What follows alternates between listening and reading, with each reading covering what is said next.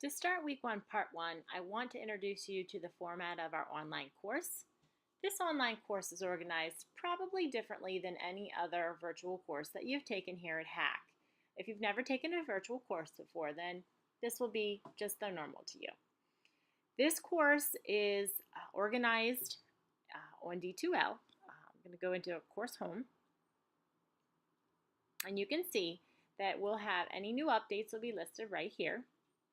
And the calendar right here should match the course calendar that you have already seen in the syllabus course calendar video. Also, we have our content browser, and this is where you'll find all the files that are important for you to be working with at the start. Now, you're probably already taken the time to go through the Start Here folder, but if you haven't, please go back and do that. And Course Basics is where you probably found the video for our syllabus and course calendar. Course Projects and Rubrics are is the project folder. So anytime that you are looking at a new project, you'll find a handout and a video for the project and a rubric for each project. Also, the week that I introduce the project to you, I will put the project video introduction right in your presentation. So that'll also be in that weekly folder. So to access our project handouts and videos, you can go to this folder right here, or whatever week that the project is introduced, you can find it in that weekly folder. So it's two places. If you have a question at any point during the course, you have a lot of options. The first option is on D2L, and I'll tell you right now it's probably the least user-friendly and it's probably the least used, but it's here for you nonetheless. If you have a question about a presentation, you can put it right here on our boards. These are basically conversation boards or discussion boards. If you have a question about a project, here, and a question about anything else course related, here. So that's available to you, and I will get back to you through that discussion, or a classmate can get back to you. Equally user-friendly, probably more, is to go to our Facebook page and post your question right there in your status, and someone will answer that to you probably very quickly.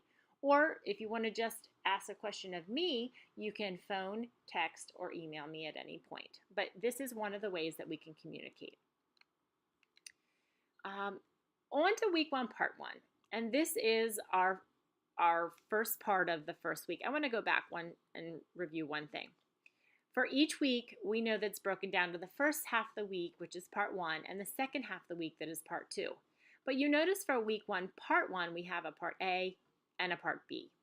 This only happens, I think, twice of the whole entire semester, but it's because our first week is a little different and the material is not as in-depth. So for week one, part one, you'll do part A and part B. And then for the second part of the week, you'll just do one part. And that's the way it goes, except for week 6, part 1 actually has two components, but they're combined together. So it's organized a little different than this one. So let's start with week 1, part 1. And you can see that each week you'll have a directions video, which is what you're watching right now. It'll have the presentation, and this presentation will have everything you need to do for the week right there in it. You don't have to go to anything else unless the presentation tells you to. So there's no opening and closing the folders to look for things. This is your go-to. Wherever it says presentation, that's your go-to for the week. That's the number one thing. Also, we have a journal project that's introduced in week 1, part 1. So this is the project handout, and this is the introduction video. You may access them just through this folder, but the introduction video is embedded right here in this presentation, so you really don't even need to open this one.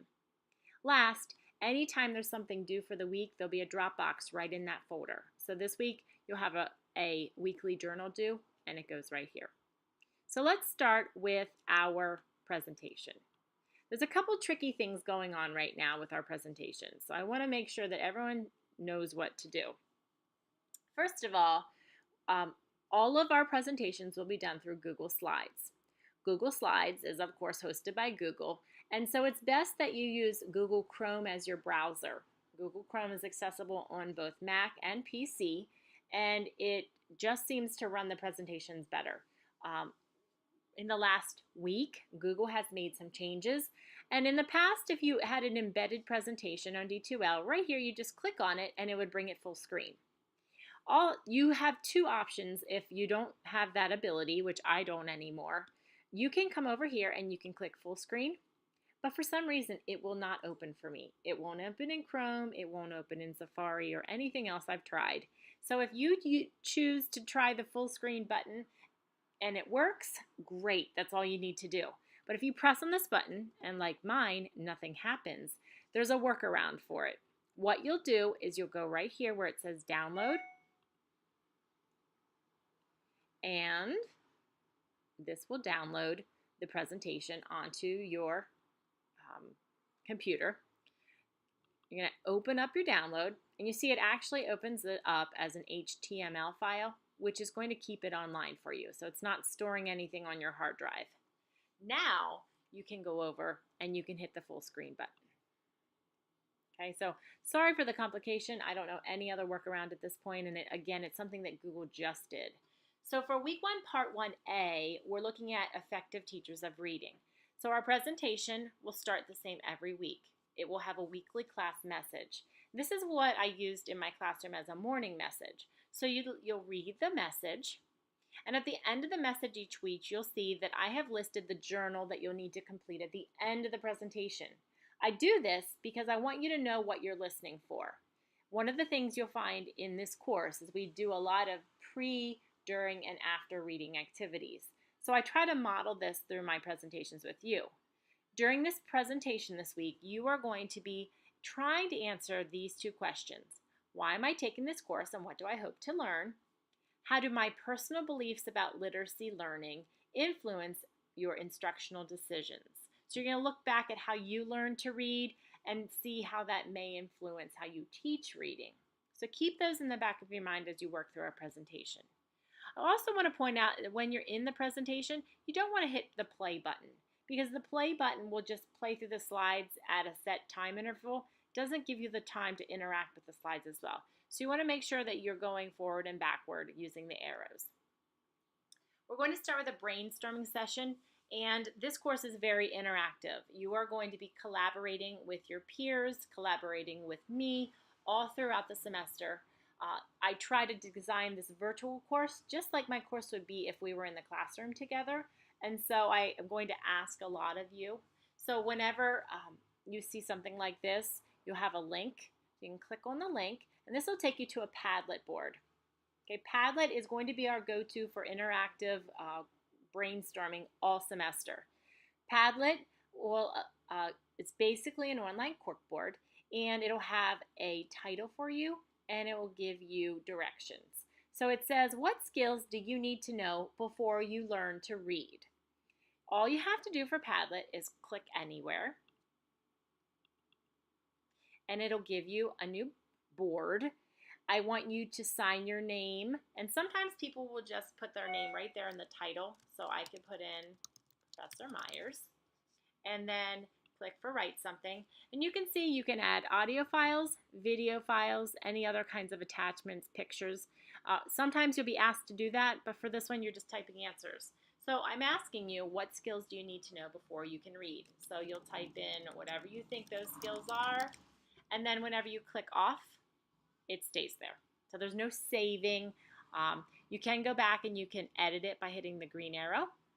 And then I'm just going to delete this because it's not a real answer. And that's Padlet. So anytime that you are asked to go to a Padlet board, that's how you interact with Padlet. Okay, so back to our presentation. Make it full screen again. And this is going to look at 21st century literacy. So what does that mean? And so you'll watch the video. Whenever I have videos embedded for you, you can just watch it this size. And if you like it to be bigger, you can hit full screen. So those are your choices for videos. The next slide looks at teachers of reading, and it's a little poll that you're going to answer in a bit. So I want you to watch this video, and it will share with you a discussion of qualities of excellent reading teachers. And then you're going to think about this question.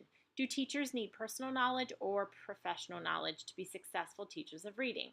Which is more important, personal or professional? Do you need both? And can parents be teachers of reading? So think about that while you listen. Then you're going to watch a video right here about approaches to teaching literacy. I want you to think about these two questions as you listen.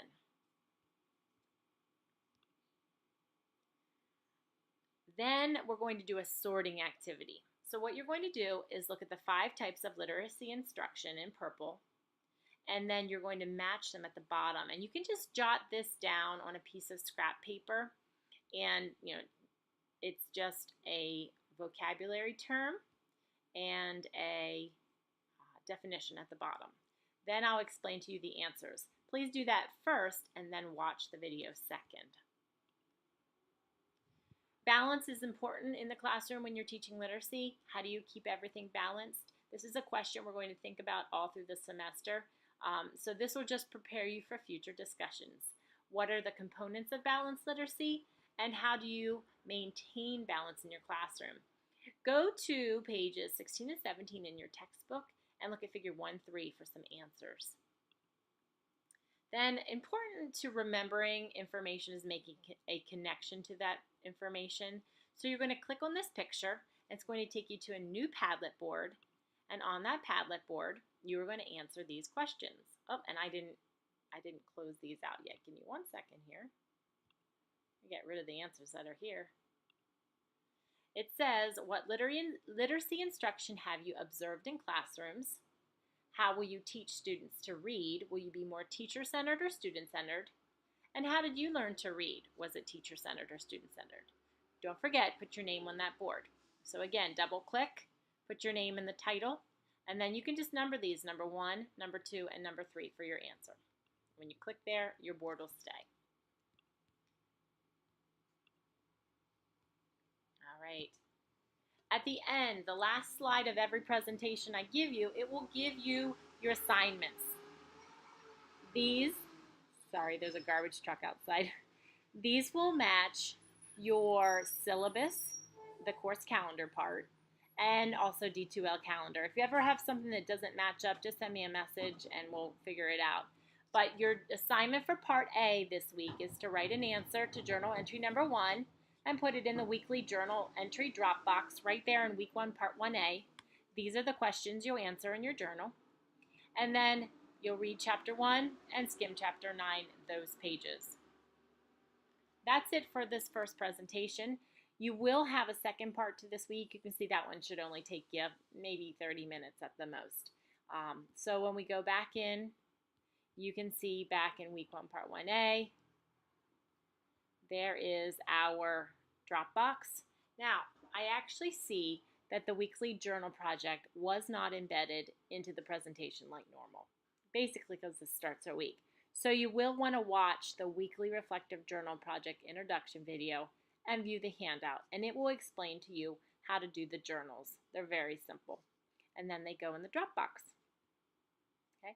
Then you'll do week 1, part 2B, and that will have its own directions, and it will have its own presentation.